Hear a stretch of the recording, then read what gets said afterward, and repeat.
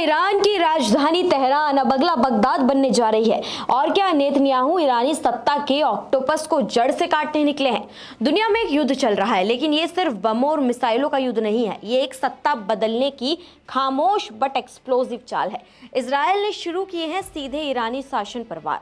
परमाणु ठिकानों से लेकर कमांड सेंटर्स तक, वैज्ञानिकों से लेकर शीर्ष सैन्य अधिकारियों तक को निशाना बनाया जा रहा है। ईरान में अब सिर्फ परमाणु ठिकाने नहीं उड़ाए जा रहे, बल्कि इजरायल अब सीधे तेहरान की सत्ता पर निशाना साध चुका है। ऑक्टोपस डॉक्ट्रिन, इजरायली सैन्य रणनीति का वो नया चेहरा सामने आ चुका है जो कहता है कि आतंक की जड़ें उसके प्रॉक्सी ग्रुप्स में नहीं, बल्कि तेहरान की कुर्सी पर बैठे अयतुल्ला खामेनी में है। इजरायली प्रधानमंत्री बेंजामिन नेतन्याहू खुलकर कह चुके हैं कि इस्लामिक शासन को अब उखाड़ फेंकना होगा, और इसी सोच के तहत नातांज और इस्फाहान जैसे संवेदनशील परमाणु स्थलों को ध्वस्त किया गया है।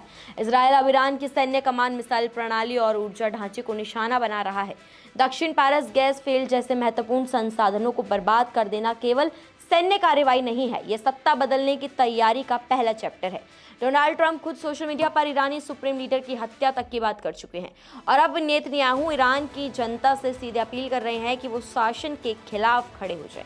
लेकिन यहाँ सवाल खड़ा होता है, क्या वाकई जनता ऐसा करेगी? क्योंकि इतिहास बताता है कि जब कोई बाहरी ताकत हमला करती है तो जनता अक्सर अपनी सरकार के साथ खड़ी हो जाती है। यही अभी ईरान में भी हो रहा है। वो लोग जो कल तक खामेनी के खिलाफ थे, आज इजरायल के खिलाफ सरकार का समर्थन कर रहे हैं।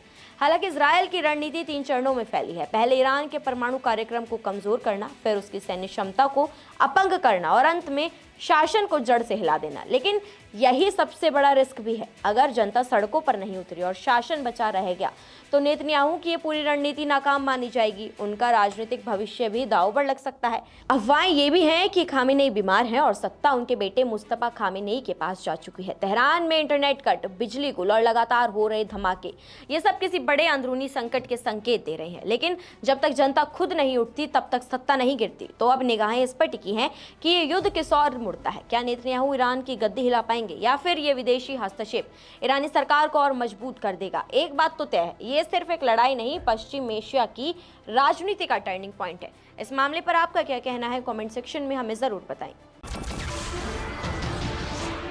नमस्कार, मैं हूं मानक गुप्ता। अगर आपको हमारा ये वीडियो पसंद आया हो तो इसे लाइक और शेयर जरूर करें, और हाँ, हमें सब्सक्राइब और फॉलो करना ना भूलें, ताकि आप देश और दुनिया की कोई खबर मिस ना करें। तो जुड़े रहिए हमारे साथ और देखते रहिए न्यूज़ 24।